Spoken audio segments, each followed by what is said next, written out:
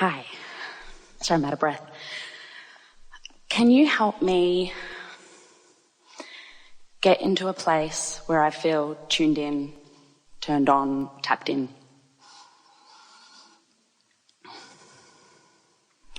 Well, we want to begin by saying you light it up pretty bright there. That's how we are finding you. If you have something that you're focused upon, so the energy is moving strong, and there's not resistance that is muting you, then you light up in a way that makes it easy for us to find you. And that just happened. So we would like to start by saying, if you weren't in the vicinity, we would not have found you in the way that we did. So how does that feel? Really good.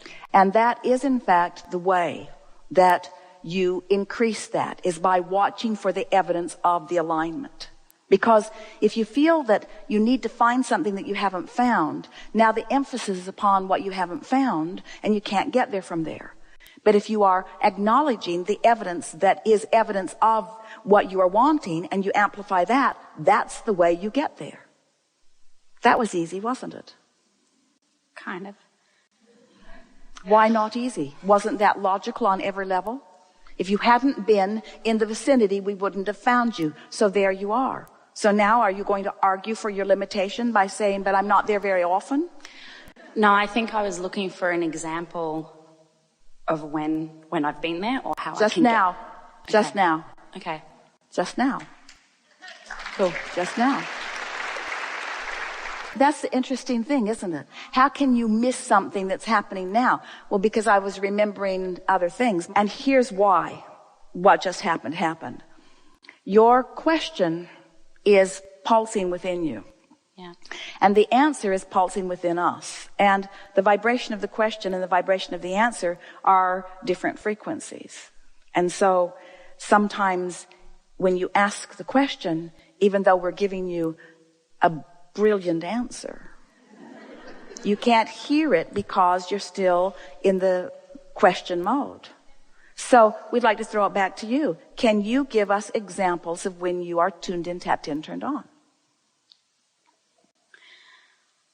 I think I feel it inside sometimes. Well, how would one know? What's the evidence of alignment? We're going to stay here for just a moment. What is evidence of alignment? I think for me specifically, there's been times where I kind of inside feel like, yeah, I'm on fire. It's all going great. And for me, it's energy. The evidence is emotion.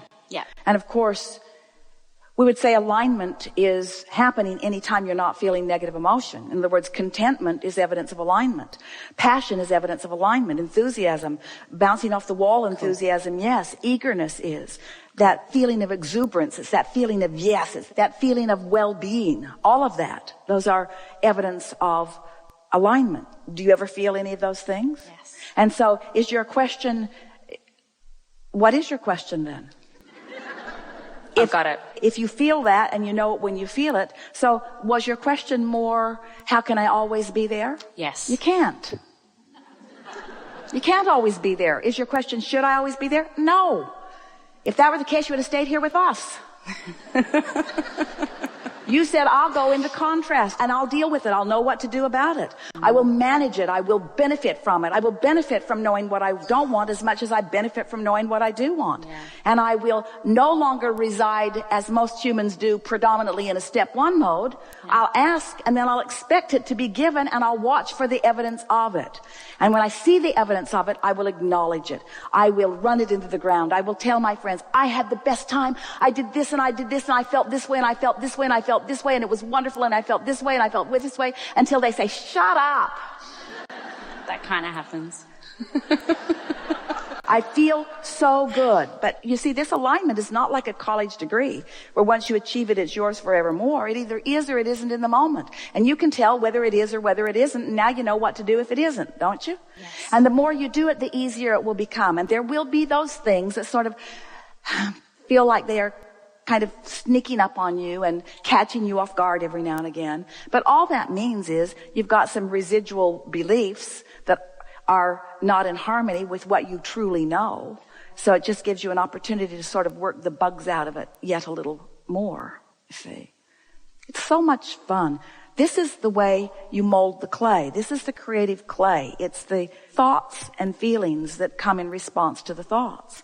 So you think a thought and you feel how it feels. So just play with it for a little while if you want to. Think about your mother and feel appreciation for her giving you an avenue into this time-space reality. Just try to feel a little bit of appreciation for that and feel how it feels. And then remember your teenage years. And how hard on you she was and how she didn't understand.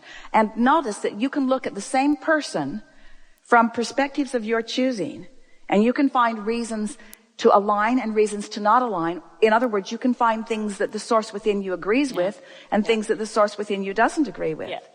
So we're not wanting to make your questions seem unimportant, because it is. One day, not long ago, a woman was sitting out there, and she had been eager about getting into the hot seat. We were actually not that aware of her. And she had, by her later description, a really, really powerful question, but she was invisible to us because her energy was so disjointed. She just had this important thing that she wanted to talk about, and she was nowhere in the vibrational vicinity of it. So as the day went on, as it has today, and she listened to more of our rambling and listened to more of our logic and began resonating with more of the knowledge that is within her and came more and more to alignment. All of a sudden, she lighted up. There she was. There she was. So easy to see. In fact, the only person in the room that we could see for just a moment. So I pointed in her direction, and up she came. And when she sat down, her opening words were, "I cannot remember what I wanted to talk with you about." And we said, "Do you know why?" She didn't know. We said, "Because the question that you had active in your vibration when you left home, the question that you had written down, the question that you wanted to ask from your place of not knowing the answer, was so strong within you that you have been flailing about, wanting to get into the chair. And it wasn't until you got into the vibrational vicinity of who you are that we even saw you. And in that vibration, you can't find that old question. It's no longer relevant, you see. It's not active within you. It doesn't matter." And so that's why the past, present, and future question was so meaningful, because it does not matter where you've been. It only matters how you feel right here and now. You have a relationship right now with everything that you have become. And we're not saying you have a relationship with yet unfulfilled desires. That's not what we said. You have a relationship with all that you have become.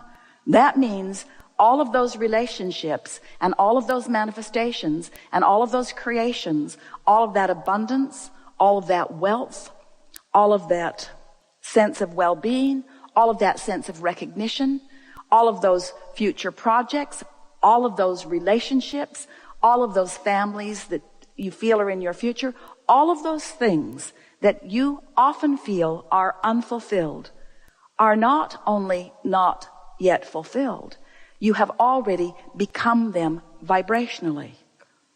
So how do we say whether you're living the past or the present or the future? When you're in alignment with what's in your vortex, you're living what you could call future manifestations, but they don't feel like future manifestations because in your vibrational harmony with them, you feel as if you will feel once they have manifested. That's the thing that if we could zap you with an understanding as you walk out of this arena today, that's the thing that we would most like you to take with you. We would like you to take a sense of ownership of that which has already become, so that you could then enjoy the surprising and delightful ways that what has already become begins playing out in your experience.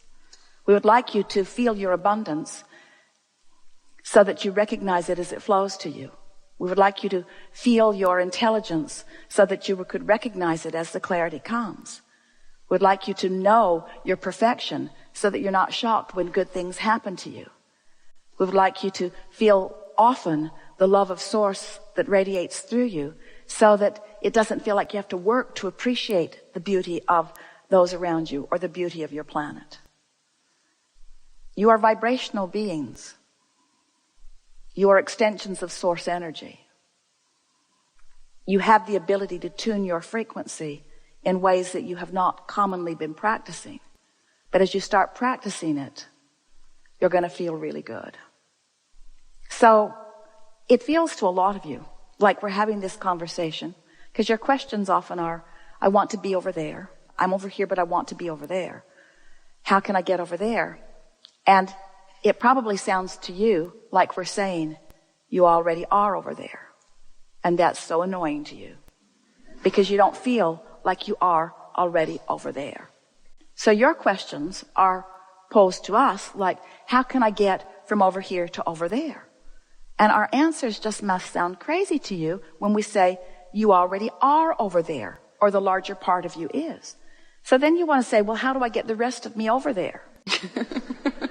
And we say, by caring about how you feel and nothing else. By caring so much about how you feel that you're willing to let go of thoughts that don't feel good. Esther has said to us, but Abraham, I know you don't want me to think that thought because I'm complaining about it. And I know that you think that I shouldn't think that thought, but I just want to say just this one last thing, Abraham, that it's true. This thought that I'm thinking is true. That did happen and it shouldn't have. And we say, there are plenty of things that are true that you don't want to experience, and plenty of things that are true that you do want to experience. If we were standing in your physical shoes, we'd sort of sort them out and focus upon the things that are true that we do want to replicate in our own experience. But there's another really big piece of this that we are on the verge of explaining to you in a way that you just can't miss it. And that is, so much of what you say, a lot of what you're feeling that you haven't said, but so much of what you say is absolutely accurate. That shouldn't have happened, or that is a disgrace, or that was a scandalous thing, or that shouldn't have gone that way. In other words, you're right about it, but you're vibrationally off. And that's the sentence that we would like you to sort of play through your mind a little bit. I know I'm right. I know I'm justified in how I feel. I know I am, but I'm vibrationally off. Because this negative emotion that I feel is my indicator that I am. And then just say to yourself lovingly, and I just can't get there from there. I just can't get there. Feeling like I feel, I cannot get to where I want to be. There's just not enough action in the world. There are not enough considerate people in the world. There aren't enough people who will move things around for me to buck my current. Law of attraction is responding to my current over which I have complete control. And I haven't, frankly, we love you very much, we're speaking on your behalf, I've not been deliberately exercising my vibrational control that much. I've been mostly just looking at what is and offering a vibration about it, and then complaining about it, and then joining together with others to talk about it, and then wondering why I can't get over there to that better feeling place. And the only reason I can't get over there to that better feeling place is because I've got a vibration going on about the place that I'm standing. And so I'm not really stuck, because things are always in motion, things are always changing, but it's just changing to more of the same. Why won't it change to something different? And we say, you've got to change to something different vibrationally. You have to find a different vibration. And when you do, the evidence is going to be so joyful. You know how much fun it is to recognize that you've got some negative emotion and take ownership of it. I've got negative emotion. I do. I've got negative emotion. I've worked really hard to feel this bad. I've talked to a lot of people about it. I've focused upon this problem. This has been an issue for most of my life. I have earned this negative emotion. And in the process of earning this negative emotion, I've launched rockets of desire that have taken me vibrationally, the whole of me, so far beyond that all of this negative emotion that I'm feeling is nothing more than an indicator of how far the larger part of me has gone while the rest of me has lagged behind. Ooh. Don't you like knowing that? We like you knowing that. Thank Enough? you. That's perfect. Thank you.